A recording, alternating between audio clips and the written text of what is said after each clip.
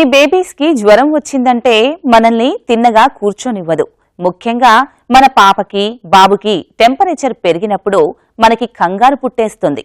ఎప్పుడు డాక్టర్ దగ్గరికి తీసుకెళ్లాలి, ఎలాంటి ట్రీట్మెంట్ డాక్టర్స్ చేస్తున్నారు అనే దానిపైన ముందుగా పేరెంట్స్ గా మనకి అవగాహన ఉండాలి. మరి ఎలాంటి విషయాలను గమనించాలి, ఎలాంటి వాటిని అర్థం చేసుకోవాలో ఇప్పుడు తెలుసుకుందాం. ఒకప్పుడు పిల్లల్లో వచ్చే జ్వరాలు అతి భయంకరమైన వ్యాధిగా పరిగణించేవారు. ఫీవర్ అనేది అన్ని రోగాలకి కామన్ సిమ్టమ్ కాబట్టి అలాగా భావించేవారు. తరచుగా ఇలా జ్వరాల బారిన పడే పిల్లలకు పెద్ద రోగం ఉన్నట్లుగా గుర్తించేవారు. కానీ ఇప్పుడు రోజులు మారాయి. టెంపరేచర్ ఎంత ఉంటే దానిని బట్టి ట్రీట్మెంట్ మారుస్తున్నారు. ముఖ్యంగా బేబీస్ విషయంలో చాలా కేర్ చూపిస్తున్నారు డాక్టర్స్. అందుకే వీరు చెప్పే విషయాలను క్షుణ్ణంగా తెలుసుకోవాల్సి ఉంటుంది. అసలు మన బేబీకి ఎందుకు జ్వరం వచ్చింది, ఎలాంటి జ్వరాలు వచ్చే అవకాశం ఉంది అనే దానిపై పేరెంట్స్ కి పూర్తి అవగాహన ఉండాలి. సాధారణంగా కామనెస్ట్ కాజ్ ఫీవర్ ఏంటంటే వైరల్ ఇన్ఫెక్షన్. సాధారణ వైరల్ ఇన్ఫెక్షన్ 3 to 4 days ఉంటుంది. దాని తర్వాత ఆటోమేటిక్గా తగ్గిపోతుంది. ఈ 3-4 days ఫీవర్ తగ్గిస్తానికి మందులు ఇచ్చితే చాలా మంది పిల్లలు సెటిల్ అవుతారు. నియర్లీ 80% పిల్లలు ఇలాగే సెటిల్ అవుతారు. కానీ చాలా మంది తల్లిదండ్రులు ఇది బ్యాక్టీరియల్ ఇన్ఫెక్షన్ యాంటీబయాటిక్ ఇస్తాం అనేది జరుగుతుంది. అది మనం అవాయిడ్ చేయాలి. ఇప్పుడు ఫీవర్ ఎప్పుడు ప్రమాదమైంది, ఎప్పుడు కాదనేది ఎలా గుర్తించాలి? సాధారణ ఫీవర్ తగ్గిపోయిన తర్వాత పిల్లలు ఆడుకుంటున్నారు, యాక్టివ్గా ఉంటున్నారు అంటే అలాంటప్పుడు భయపడే అవసరం లేదు. కానీ అదే ఫీవర్ తగ్గిన తర్వాత కూడా బిడ్డ మత్తుగా ఉంటున్నారు, డల్గా ఉంటున్నారు, సరిగ్గా అసలు ఫుడ్ ఏం తింటలేదు, యాక్టివిటీ బాగా తగ్గింది, అలాంటప్పుడు ఇది ప్రమాదమైన ఫీవర్ అవ్వచ్చు. ఫీవర్ కారణాలు based on a organ involve అయింది దాన్ని బట్టి. ఒక్కొక్కసారి పైన అప్పర్ రెస్పిరేటరీ ట్రాక్ట్ ఇన్ఫెక్షన్ ఉండొచ్చు, జలుబు దగ్గు అలాగా వైరల్ ఇన్ఫెక్షన్ నుంచి తగ్గుతుంది. కొందరికి టాన్సిల్ ఇన్ఫెక్షన్స్, టాన్సిలైటిస్ ఉంటుంది. చెస్ట్లో నిమోనియా లాగా కూడా ఫీవర్ రావచ్చు. అలాగే చాలా మంది ఫీవర్ ఉండి ఎలాంటి ప్రాబ్లం లేదు, ఉట్టి ఫీవర్ వస్తుందంటే అలాంటప్పుడు అమ్మాయిలు కానీ అబ్బాయిలు కానీ యూరిన్ ట్రాక్ట్ ఇన్ఫెక్షన్ అయ్యే అవకాశం కూడా ఉంటుంది.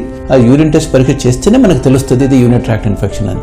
అలాగే కొందరికి ఫీవర్ ఇన్ఫెక్షన్ కాకుండా కూడా ఫీవర్ వస్తుంది. అంటే ఏ పిల్లలకైతే ఒక వారం కంటే ఎక్కువ ఫీవర్ వస్తుంది, బాగా రికరెంట్ గా ఫీవర్ వస్తుంది, అలాంటి పిల్లలకి ఇన్ఫెక్షన్ కాకుండా ఒక్కొక్కసారి అలర్జీ మూలాన కూడా ఫీవర్స్ వస్తాయి. ఏ ఫీవర్ అయినా వారం కంటే ఎక్కువగా వస్తుంది కంటిన్యూస్ గా, అలాంటి పిల్లల్ని ఫీవర్ ఎందుకని డాక్టర్ని చూపించి దాన్ని సరైన టెస్టులు చేసి కారణం తెలుసుకోవాలి. పిల్లల్లో సాధారణంగా వచ్చే జ్వరాలు అంతగా వారిపై ప్రభావాన్ని చూపవు. కానీ కొన్ని జ్వరాలు విష జ్వరాలయ్యే అవకాశాలుంటాయి. మన పూర్వీకులు పిల్లలకు అప్పుడప్పుడు జ్వరం రావడం మంచిదే అంటుంటారు. ఎందుకంటే ఇలా జ్వరం వచ్చినప్పుడే పిల్లల్లో శరీరంలో ఉండే మలినాలు అవి పోతాయని. ఫీవర్ వస్తే మంచిదే అంటారు, కానీ అన్ని జ్వరాలు మంచి జ్వరాలు కావాలని రూల్ లేదు.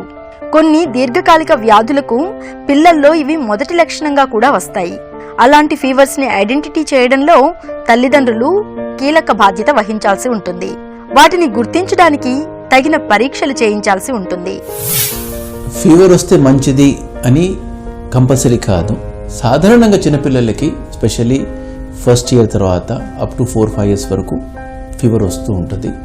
యూజువల్లీ ఇలాంటి ఫీవర్స్ 2 to 3 days ఉండి తగ్గిపోతాయి. ఫీవర్ మధ్యలో బేబీ బాగానే ఆడుకుంటూ ఉంటారు. ఇది వేరే పిల్లలతో ఆడుకునేటప్పుడు ఈ వైరసెస్కి ఎక్స్పోజ్ అయ్యి ఇలాంటి పిల్లలకి వైరల్ ఫీవర్స్ వస్తాయి. పెరుగుతుంటే నేచురల్ ఇమ్యూనిటీ వస్తుంది. అది నార్మలే, అందువలన పేరెంట్స్ ఏం భయపడే అవసరం లేదు. స్పెషల్లీ చిల్డ్రన్కి 5 to 6 times in a year fever వస్తుంది, mild fevers, antibiotics or injections ఇచ్చే అవసరం పడుతుంది. అలాంటప్పుడు ఇమ్యూనిటీ గురించి ఎక్కువ భయపడే అవసరం లేదు.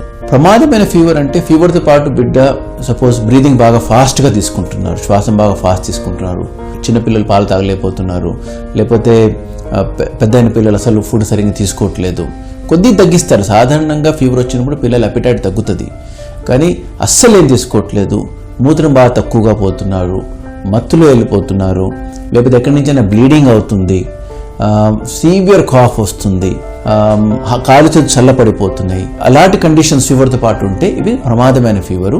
డెఫినెట్లీ ఇది హాస్పిటల్కి తీసుకెళ్లాల్సింది.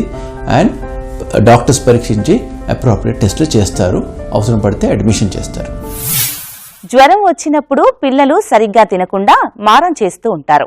ఎప్పుడు ఏదో ఒక పని చేస్తూనో ఆటలాడుతూనో తగిన రెస్ట్ కూడా తీసుకోరు. అలాంటప్పుడే వారికి సరైన ఆహారాన్ని అందించాలి. ముఖ్యంగా జ్వరంలో ఉన్నప్పుడు ఎంత బలవర్ధకమైన ఆహారాన్ని అందిస్తామో వారు అంత బాగా కోలుకునే అవకాశం ఉంటుంది. జలుబు, దగ్గు వంటి లక్షణాలేవీ లేకుండానే ఈ కాలంలో కొందరిని జ్వరాలు వేధిస్తుంటాయి. వీటిని సాధారణంగా విషజ్వరాలు అనేస్తుంటారు. కానీ వీటిలో వాటంతట అవే తగ్గిపోయే సాధారణ వైరల్ జ్వరాలు ఉండొచ్చు. అలాగే తప్పనిసరిగా వైద్యపరమైన శ్రద్ధ, చికిత్స తీసుకోవాల్సిన మలేరియా, డెంగీ, చికెన్ గున్యా వంటి జ్వరాలు కూడా ఉండొచ్చు. ఇలాంటప్పుడే డాక్టర్స్ ఇచ్చే మెడిసిన్స్ క్రమం తప్పకుండా వాడాల్సి ఉంటుంది. పిల్లలు వీక్గా అయిపోకుండా వాళ్లకు పౌష్టికాహారాన్ని అందించాలి. ఈ విషయంలో తల్లిదండ్రులకు ముఖ్యంగా అవగాహన ఉండాలి. సాధారణంగా ఫీవర్ వచ్చినప్పుడు చిన్న పిల్లలకి ఆకలి తగ్గుతుంది, ఫుడ్ ఎక్కువ తీసుకోరు. సో దాని వలన పేరెంట్స్ ఎక్కువ భయపడకండి.